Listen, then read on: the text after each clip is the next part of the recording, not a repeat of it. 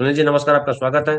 और भी हमारे साथी जुड़ेंगे, लेकिन इसके अलावा देखिए कि ईरान की जो एजेंसी है इरना, उसका कहना है कि ओमान के साथ मिलकर के हॉर्मुज की निगरानी का प्रस्ताव उस पर सोच रहे हैं, और ओमान और ईरान दोनों मिलकर के ये सुनिश्चित करेंगे कि कैसे वहां से आवाजाही जो है जहाजों की ठीक हो सके। और रिपोर्ट्स के मुताबिक ईरान पर आरोप है कि उसने इस रास्ते से गुजरने वाले जहाजों पर हमले किए हैं और यहाँ से गुजरने के लिए करीब 20 लाख डॉलर तक की मांग भी की है। और इसके अलावा ईरान ने देखिए, और चूंकि उसका कल उसका एक ब्रिज उड़ा दिया गया अमेरिकी हमले में, अब उसने ईरान ने कहा कि मिडिल ईस्ट के 8 बड़े पुलों, जो मिडिल ईस्ट के देश है उसके 8 बड़े पुलों को तबाह करने की धमकी दी है। और उसमें जो है वो ईरान की लिस्ट में कुवैत, यूएई, सऊदी अरब और जॉर्डन के कई महत्वपूर्ण पुल शामिल हैं। इसमें शेख जावेद अल अहमद समुद्री पुल, शेख जायद ब्रिज, अल मक्ता ब्रिज, शेख खलीफा ब्रिज, ये सब यूएई के हैं। किंग फहद कॉजवे सऊदी अरब, बहरीन, और जॉर्डन के किंग हुसैन डामिया और अब्दुल ब्रिज शामिल है। तो दोनों तरफ से धमकियां हैं, दोनों तरफ से अगर अमेरिका डैमेज कर रहा है तो ईरान भी डैमेज कर रहा है। हमारे साथ जुड़ चुके हैं प्रफुल्ल भाई भी। प्रफुल्ल भाई नमस्कार, आपका स्वागत है। नमस्कार सर। सुनील जी पहले लेकिन आपके पास आते हैं। विलंब के लिए क्षमा। कोई क्षमा नहीं, आपका अधिकार है। जब हम आ सकते हैं लेट तो आप क्यों नहीं आएंगे? हर किसी का अधिकार है। हमारे आउटसाइड पैनलिस्ट भी रोज थोड़े टाइम पे आ जाते हैं, वो भी लेट आते हैं। लेट होना हमारा जन्मसिद्ध अधिकार है, इसको कृपया बाधित न करें जी। हंसने का कोई बहाना होना चाहिए प्रफुल्ल भाई। तो आप लोग आते हैं तो हम आप लोग के बहाने हंस लेते हैं। हालांकि एकाध एकाध भटका हुआ आदमी है जो आपको कमेंट करता है, अरे यार कभी हंस भी लिया करो। हमने कहा गधा, तू हंसना सीख, हम तो घोड़े की तरह हंसते रहते हैं। बहरहाल जाने दीजिए। सुनील जी, मधुकिश्वर ने जो खुलासे किए हैं एक बार कि मधुकिश्वर ने जो है बाकायदा अब दूसरा जो है एजेंडा लेकर के आ गई है। दूसरा एजेंडा, एजेंडा शब्द गलत है कहना, वो एक और लेके आ गई हैं। और वो ये है कि बताया जा रहा है कि जो मधुकिश्वर ने आरोप लगाए हैं उसमें कहा है कि एक जो मनमोहन सिंह थे उनके दौरान एक कैबिनेट सेक्रेटरी थे, उनका नाम था क्या, सेठ कोई नाम था, अभी देखिए मैं नाम भूल गया, है ना? अजीत तो सेठ, अजीत सेठ, बिल्कुल आपको पता है, स्क्रीन पे है लगा हुआ, हमने स्क्रीन लगा दिया है। उत्तर प्रदेश कैडर के अफसर थे ये। तो आप तो बेहतर जानते हैं, हम यही आपसे जानना चाह रहे थे।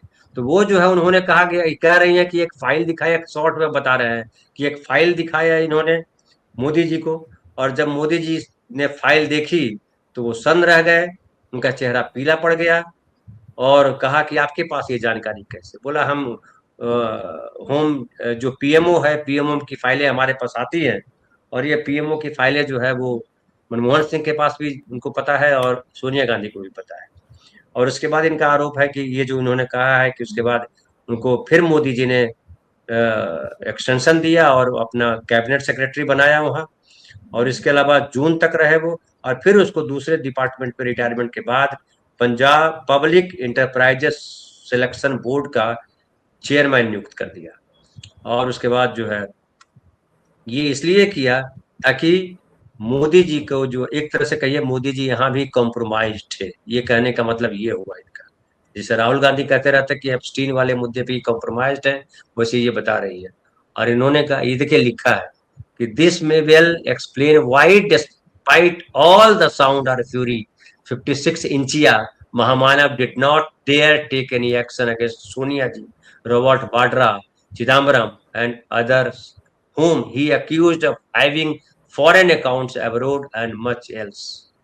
सोनिया गांधी के खिलाफ, चिदम्बरम के खिलाफ, रॉबर्ट वाड्रा के खिलाफ चुनाव के पहले भी ये लोग हल्ला करते रहते कि सबको जेल में बंद कर देंगे, काला धन है, ये है वो है, लेकिन किसी पे नहीं किया गया। इनका कहना है कि इसलिए नहीं किया गया कि पूरी फाइलें जो है सोनिया गांधी के पास है, और इसकी वजह से नहीं ये कुछ कर पा रहे हैं।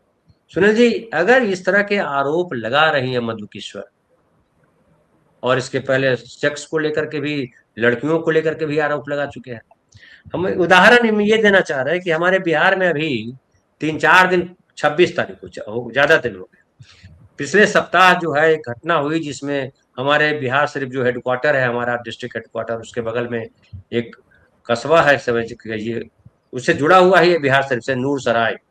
तो नूर सराय में एक महिला को जो है वो लोगों ने उसको शाम में ये आरोप लगाते हुए कि उसका उस आदमी के साथ गलत संबंध है, और बताया जाता है कि पूरा गांव एक तरह से उस महिला के खिलाफ है। उसका महिला का पति जो है वो काम करता है पुणे में, और उसको उसके साथ जो है मणिपुरवल जैसी हालत करती, पूरी भीड़ उसको जो है जा रही है, हुटिंग हो रही है उसके साथ बदमाशी हो रही है।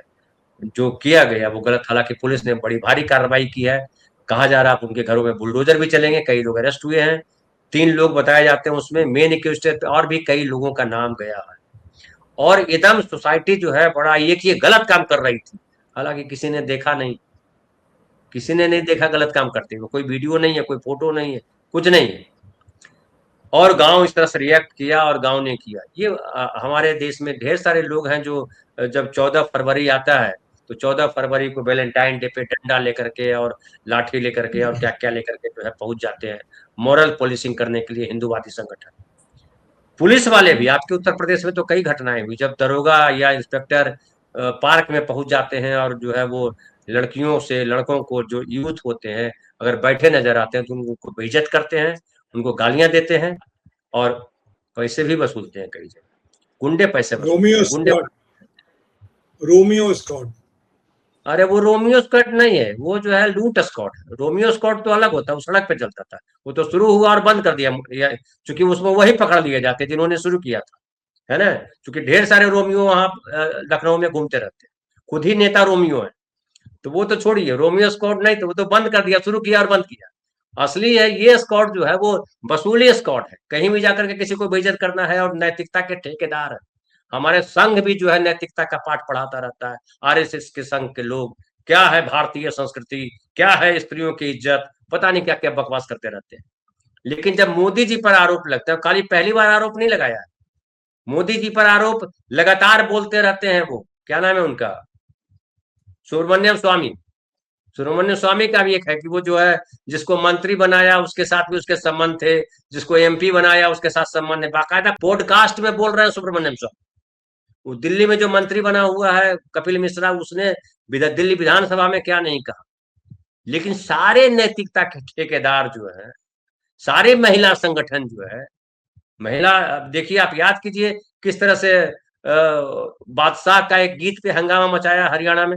बादशाह ने जो गीत बनाया उस पर कि ये क्या है, ऐसा है, समाज बिगड़ जाएगा, फलाना हो जाएगा। मोदी जी पर इतने आरोप है, क्या इससे समाज और देश नहीं बिगड़ता है? सुने, मधु किशोर, अगर मधु किशोर गलत आरोप लगा रही है, सुब्रमण्यम स्वामी गलत आरोप लगा रहे हैं, कपिल मिश्रा गलत आरोप लगाया था, तो उसको जेल में बंद होना चाहिए था। प्रधानमंत्री का कैरेक्टर असैसिनेशन हो रहा है, और अगर सही है तो उसकी जांच होनी चाहिए। कोई नहीं बोल रहा है, न कांग्रेस पार्टी के लोग बोल रहे हैं, न कोई और बोल रहा है। क्या वजह है उसकी सुनील जी? आम आदमी को तो आप, औरत को, कोई गरीब महिला को नंगा करने पर उतारू हो जाते हो कैरेक्टर के नाम पर, इसके नाम पर। लेकिन आप प्रधानमंत्री के बारे में कोई नहीं बात कर क्यों करेगा? सब चुप क्यों है? धन्यवाद धनंजय जी। आपका सवाल बिल्कुल वाजिब है कि सब चुप क्यों है। और सुब्रमण्यम स्वामी तो लगातार बोलते रहे हैं, कोई ऐसा नहीं कि पहली बार बोल रहे हैं। और मान लीजिए कि कोई विपक्ष का नेता नहीं बोल रहा है, बात समझ में आती है, लेकिन जो भारतीय जनता पार्टी के लोग हैं, जो नैतिकता की, सच्चरित्रता की, सार्वजनिक जीवन की शुचिता की के बड़े भारी लंबरदार हैं, वो भी चुप है। कोई किसी की तरफ से कोई वक्तव्य नहीं आ रहा है, कोई हलचल नहीं है। और लेकिन किसका एक कारण ये भी है, जैसे मधु किशोर जी को ही लीजिए। मधु किशोर जी ने बाकायदे मोदी जी के यशोगान के लिए क्या नहीं किया था। आप अचानक से जब आपका हृदय परिवर्तन होता है तो तरह तरह के संदेह भी आप ही को लेकर के मन में होते हैं। मैं नहीं कहता कि मधु किशोर जो कह रही है वो गलत है या सही है, इसकी जानकारी मुझे भी नहीं है, लेकिन इन्होंने बाकायदे मोदी नामा लिखा था। मधु किशोर जी की मैं खुद भी बहुत बड़ा प्रशंसक रहा हूँ। जब ये मानुषी नामक एक संस्था चलाती थी और बहुत ही वोकल थी ये एज ए सोशल एक्टिविस्ट, एक अच्छी वक्ता भी माने जाते थे, इनको मैंने सुना भी है। लेकिन जब 2014 के बाद इनका हृदय परिवर्तन हुआ और इनकी किताब आई मोदी नामा, तो थोड़ा सा मैं इनसे निराश हुआ। उसके बाद ही नहीं, बाकायदे सोशल मीडिया के विभिन्न मंचों पर, विभिन्न जगहों पर जो मैंने मीडिया रिपोर्ट्स पढ़ी हैं उसमें देखा, वह इस सरकार के नीतियों की, बीजेपी की कार्यशैली की, संघ की और खासतौर से मोदी जी की बहुत विकट रोकेट दिखाई पड़ती थी। अचानक इनका ये इस तरह के बयान आने लगे, तो हालांकि उस बिना पर ही इनके आरोपों को खारिज कर दिया जाए, चाहे उस बिना पर ही उनके आरोपों को स्वीकार कर लिया जाए, अभी बेमानी है। लेकिन इन चीजों को लेकर के भी लोगों के मन में संदेह पैदा होता है। हालांकि जो आरोप लगे हैं निश्चित रूप से कोई भी आरोपों से परे नहीं है और कोई भी जांच से परे नहीं है। अगर किसी के खिलाफ इस तरह गंभीर आरोप है तो निश्चित रूप से उसकी जांच होनी चाहिए, और अगर वो जांच नहीं होती है तो लिपापोती कोशिश। लेकिन अब सवाल इस बात का है कि यह सरकार किन आरोपों की जांच कराती है? जिनके खिलाफ इन्होंने भ्रष्टाचार के आरोप लगाए थे सबको उन्होंने अपने साथ ले लिया, किताबें छपवाई थी, बाकायदे इन्होंने एक श्वेत पत्र जारी किया था, वो सब के सब लोग इनके साथ उनके खेमे में है। हेमंत बिस्वा शर्मा साहब उनके बहुत बड़े उदाहरण आपके सामने है। टीएमसी के वो नेता जिनके खिलाफ नारदा शारदा के घोटाले में जिनको आरोप थे, उनको पार्टी ने अपने साथ लिया। मुकुल राय साहब जैसे लोगों के खिलाफ क्या क्या नहीं ये पार्टी बोलती थी, सब इनके साथ चले गए, ले आए। एनसीपी के तमाम नेताओं को उन्होंने साथ लिया, सबको अपने साथ रखे हुए हैं। तो जो आरोप लगाते थे जिनके खिलाफ, वो सब के सब इन्होंने अपने साथ ले लिए। भ्रष्टाचार को इस पार्टी ने कितना बड़ा मुद्दा बनाया था, याद कीजिए आप, 2013 से शुरू हुआ था जब अभियान, तो लगता था कि पूरी केंद्र की तत्कालीन सरकार भ्रष्ट है और सबसे पवित्र सरकार आने वाले जो भ्रष्टाचार से मुक्त हो जाएगी। आज भ्रष्टाचार कोई नाम लेने वाला नहीं है। आप याद कीजिए कि इसी बिहार के चुनाव में जो प्रशांत किशोर ने कौन कौन से गंभीर आरोप नहीं लगाए, और जितने लोगों के खिलाफ आरोप लगाए सब सम्मानित मंत्री हैं सरकार में, जिसके मुखिया अभी तक नीतीश कुमार जी हैं और जिसकी सबसे बड़ी पार्टी भारतीय जनता पार्टी है। एक शब्द बोला हो भारतीय जनता पार्टी ने भ्रष्टाचारों को लेकर के? आप याद कीजिए कि राजनाथ सिंह का बयान आपको याद होगा कि वो पार्टी नहीं है, वो सरकार नहीं है जो आरोपों पर इस्तीफा दे दे, इस्तीफा किसी से ले ले। इस कार्यशैली की, इस विचारधारा की पार्टी से आप क्या उम्मीद करते हैं कि वो कोई आरोप लगेगा तो उस पर जांच कराएगी? संभव ही नहीं है। अब आप जो अब इसमें संदेह क्यों होता है? जैसे मधु किशोर जी ने अजीत सेठ साहब को लेकर के आरोप लगाया कि अजीत सेठ, सुनील जी देखिए, प्रमोद जी भी कह रहे हैं कि देश बर्बाद हो रहा था तब मधु किशोर क्या कर रही थी, सवाल पूछना चाहिए उनसे, सब सही है। लेकिन मैं एक सवाल करता हूँ आपसे, एक और तर्क। नहीं, हम अपनी बात कर लें, आप बिल्कुल अपनी बात कीजिए। जो अजीत सेठ वाली बात जो हो रही, मैं उसके बारे में अपनी बात अच्छा ठीक है, कंप्लीट कर दीजिए, ठीक है। अजीत सेठ को एक्सटेंशन दिया गया, बिल्कुल सही है। जब आप ब्यूरोक्रेसी की बात करते हैं कि किसी अधिकारी को क्यों रखा जा रहा है लगातार, आपका उसको केवल एक आरोप मात्र से आप उसकी व्याख्या नहीं कर सकते। जैसे उत्तर प्रदेश में लगातार जो डीजीपी हैं वह एडहाक रखे जा रहे हैं, ऑफिशिएटिव रखे जा रहे हैं पिछले कई सालों से। आप अगर यह आरोप लगा देना मात्र कि फला अफसर को डीजीपी बनाए रखने के लिए ये सरकार कर रही है, यह आधा सत्य है। इसलिए कि अगर आपको जब रेगुलर डीजीपी नियुक्त करना होगा तो आपको संघ लोक सेवा आयोग से उसकी से इम्पैनलमेंट कराना होगा, अनुमति लेनी होगी, वो उसको स्वीकृत करेगा उस नाम को। जब आप संघ लोक सेवा आयोग में भेजेंगे तो उन सभी नामों को आपको भेजना होगा जो श्रेणी में आते हैं, उनके पूरे डोजियर के साथ। संघ लोक सेवा आयोग इस बात का बिल्कुल विचार नहीं करेगा कि कौन सा व्यक्ति इस रूलिंग पार्टी के लिए मुफीद है और कौन मुफीद नहीं है।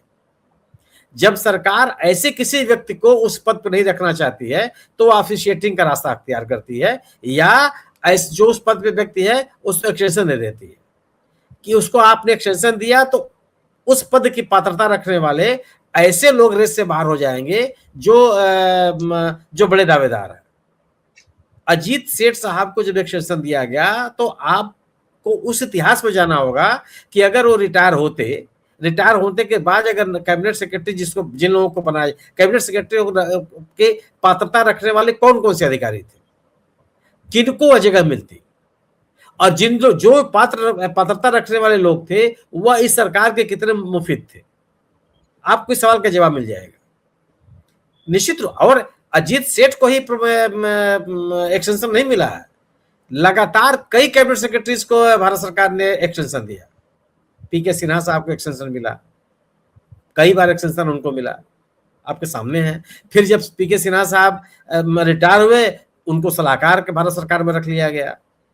भारत सरकार, आप याद कीजिए दुर्गा शंकर मिश्रा सचिव थे नगर विकास के, यहाँ अर्बन डेवलपमेंट मिनिस्ट्री के भारत सरकार में। भारत सरकार के प्रिय लोगों में रिटायरमेंट के एक दिन पहले उनको मुख्य सचिव बना दिया गया उत्तर प्रदेश में, एक दिन पहले, और 2 बार एक्सटेंशन दिया गया उनको। क्यों दिया गया? आप केवल इन तथ्यों को केवल एक आरोप एक बात से साबित नहीं कर सकते कि इसके पीछे केवल यही कारण था। उसके पीछे एक बड़ा कारण मैं मानता हूं निजी तौर पर, कि आप किसी ऐसे अधिकारी को उस पद पे जाने से रोकना चाहते हैं जो उसका पात्र है और नियमानुसार उसको उस पद से आप अलग नहीं कर सकते। ये कई बार इसके कारण होते हैं। अजीत सेठ साहब के बाद जो व्यक्ति कैबिनेट सेक्रेटरी इस देश में कैबिनेट सेक्रेटरी होने की पात्रता रखते थे, अगर उनकी सूची आप देखेंगे तो आपको लगेगा कि कौन से कारण है, वो कौन से लोग थे जिनको यह सरकार उस पद पर नहीं ले जाना चाहती थी। एक बड़ा कारण होता है। इसलिए केवल इस कारण से कि उनके पास कोई ऐसी फाइल थी और जिसके कारण से उनको नहीं हटाया गया। अरे फाइल थी, उन्होंने जानकारी दे दी, उसके बाद कौन सा कारण है? पड़ा रहता। वह तो फाइल उन्होंने ऐसी दिखाई ना जो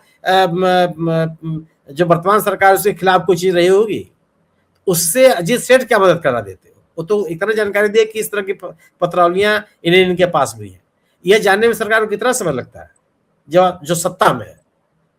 ये मतलब कोई बात अगर आप कर रहे हैं तो उस बात में थोड़ा और तार्किकता होनी चाहिए। आरोप लगा देने मात्र से बातें बहुत गंभीर नहीं होती, और इस बिना पर खारिज की जा सकती है कि साहब वो व्यक्ति कल तक तो ऐसा था।